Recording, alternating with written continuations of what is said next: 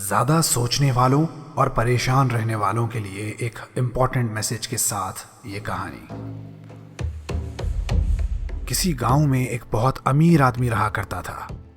उसके पास बहुत पैसा था, लेकिन वो हर वक्त परेशान रहता। हमेशा सोचता रहता कि मेरे बाद मेरे बच्चों का क्या बनेगा।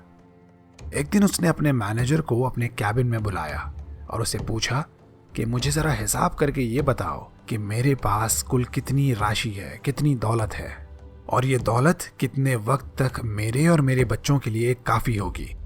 कब तक मेरे बच्चे और मेरी फैमिली अपने इन पैसों से अपनी ज़िंदगी की ज़रूरतें पूरी कर सकेंगे। उसका मैनेजर हिसाब किताब करने में जुट गया।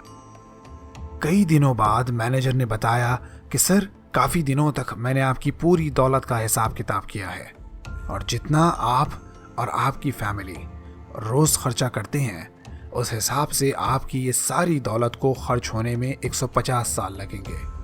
मतलब आपकी इस दौलत से आपकी आने वाली 2 नस्लें बगैर किसी मेहनत के आराम की ज़िंदगी जी सकती हैं, और उन्हें कभी भी पैसे की कोई कमी नहीं होगी।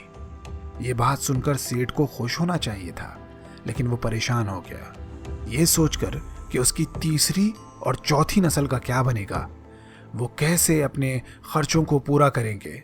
उसकी रातों की नींद उड़ गई। नींद नहीं होने और परेशान रहने की वजह से उसकी सेहत खराब रहने लगी। वो बीमार हो गया। बड़े बड़े डॉक्टर्स को बताने के बाद भी उसे कोई फायदा नहीं हुआ। इसी बीच उसका एक दोस्त उससे मिलने उसके घर आया। वो उसे ऐसी हालत में बीमार देखकर परेशान हो गया।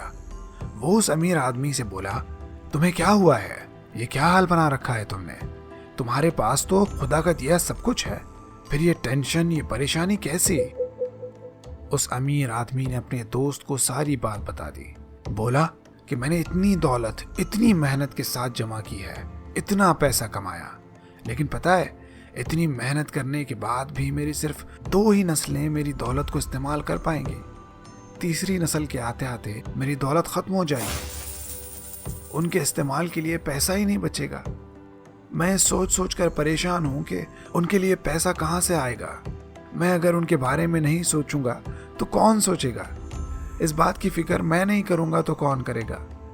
अब उसका दोस्त हैरत और गुस्से के मिले जुले जज्बात के साथ उसका मुंह देखने लगा, लेकिन उसने अपने जज्बात पर काबू रखा। वो सेठ से बोला, अब तुम्हारी प्रॉब्लम मेरी समझ में आ गई है। मैं तुम्हारी हेल्प करना चाहता हूँ। सुनो, मैं एक बाबा को जानता हूँ जो यहाँ से 100 किलोमीटर दूर पहाड़ों में रहते हैं। वो तुम्हें इस प्रॉब्लम का सॉल्यूशन ज़रूर बता देंगे। चलो उनके पास चलते हैं। अमीर आदमी अपने दोस्त के साथ उस बाबा के पास जाने के लिए तैयार हो गया। उसने बहुत से अच्छे खाने पीने की चीज़ें बनवाई, मिठाइयों के थैले बंधवाए, और तरह तरह के मज़ेदार खाने और मिठाइयाँ लेकर वो उस बाबा के पास पहुँचे। बाबा ने बड़ी खुशदिली से सेठ का वेलकम किया, फिर अपने शिष्यों को आवाज़ दी और कहा कि यहाँ आकर सेठ का शुक्रिया अदा कीजिए और इनसे खाना वसूल कर लीजिए। शिष्यों ने कहा कि बाबा, हमारे पास तो आज का खाना पहले से मौजूद है, पहले ही कोई हमें खाना दे गया है, अब हमें और खाना नहीं चाहिए। अब ज़रा गौर से सुनना। शिष्यों की ये बात सुनकर बाबा ने सेठ से माफ़ी मांगते हुए कहा कि भाई, अब ये खाना तो हम नहीं ले सकते, इसकी हमें तो ज़रूरत नहीं है। आप ये वापस ले जाइए और किसी और को दे दीजिए। हमारा ये उसूल है कि हम सिर्फ एक ही दिन का खाना लेते हैं, और हमारे पास आज का खाना पहले से मौजूद है। सेठ ये सुनकर बाबा की मिन्नतें करने लगा। बोला, बाबा, ये खाना मैंने बहुत अच्छे से बनाया है, असली घी में बनाया है, ये मिठाइयों में इतने सारे मेवे नहीं। बाबा सेठ की बात काट कर बोले, हम सिर्फ अपने आज के बारे में सोचते हैं, कल की कल देखी जाएगी। कल सूरज निकलने के बाद तक तो खाना मिल ही जाएगा हमें। सेठ अब बड़ा हैरान था। अपनी इसी हैरानी के साथ उसने बाबा से पूछा, बाबा, आप कल के खाने के बारे में फिक्र क्यों नहीं करते? क्या होगा अगर कोई खाना लेकर नहीं आया तो? आप तो भूखे ही रह जाएंगे। बाबा मुस्कुराए और बोले, देखो, जिस खुदा ने हमें आज खाना दिया है ना, वो हमारे कल के खाने का भी इंतजाम जरूर कर देगा। और वैसे भी कौन जानता है कि कल आएगा भी या नहीं। कल न मैंने देखा है न तुमने, तो फिर उसके बारे में सोच सोच कर खुद को परेशान ही क्यों करना। आज में जीना सीखेंगे तो सुकून में रहेंगे, खुश रहेंगे। बाबा की इस बात को सुनकर सेठ को अपना जवाब मिल चुका था।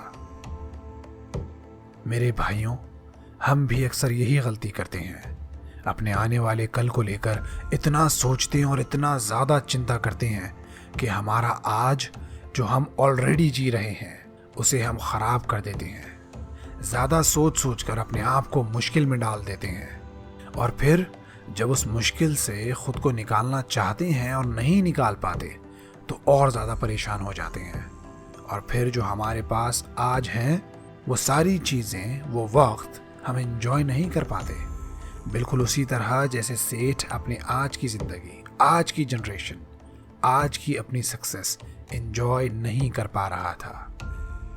अगर तुम भी इसी तरह की ओवर थिंकिंग का शिकार हो और उस वजह से परेशान रहते हो तो समझ लो कि तुम्हारा पैसा कमाना, मेहनत करना, अपने ऑफिस जाना, जॉब करना, अपनी सेहत का ध्यान दिए बगैर लगातार पैसे के पीछे भागते रहना किसी काम का नहीं। क्योंकि मेहनत करने, करियर बनाने और पैसा कमाने के पीछे वजह, रीज़न खुश रहना होती है। और अगर तुम्हारा पैसा कमाना, तुम्हारी मेहनत ही तुम्हें खुश रखने के लिए, पुरसुकून रखने के लिए काफ़ी नहीं होती है तो ये सब कुछ किस काम का। हमेशा याद रखो, अपने आने वाले कल से ज़्यादा इम्पोर्टेंस अपने आज को दो। खुश रहना सीखो, ज़्यादा सोचने की आदत छोड़ दो, कम सोचो और काम ज़्यादा करो। अगर किसी तरह की उलझन में पड़ जाओ, कोई चीज़ तुम्हें समझ में ना आए तो अपने दिमाग में उठने वाले उन सवालों को अपने सामने एक पेपर पर लिख लो। उस पर सोचते रहने के बजाय किसी जानकार से उसका सॉल्यूशन पता करो। अभी किसी प्रॉब्लम में हो तो कमेंट करके मुझसे भी पूछ सकते हो। अगर 25, 30 या उससे ज़्यादा क्वेश्चंस आते हैं तो एक पूरा वीडियो मैं सिर्फ तुम्हारे सवालों के जवाब देते हुए बना दूंगा। मेरे इस चैनल को सब्सक्राइब ज़रूर करना ताकि मैं भी मोटिवेटेड रह सकूं ज़्यादा से ज़्यादा वीडियोस बनाने के लिए। नेवर क्विट से मैं इबाद आपकी बहुत ही खुशियों भरी और पुरसुकून ज़िंदगी की दुआ करता हूँ। Thank you for watching.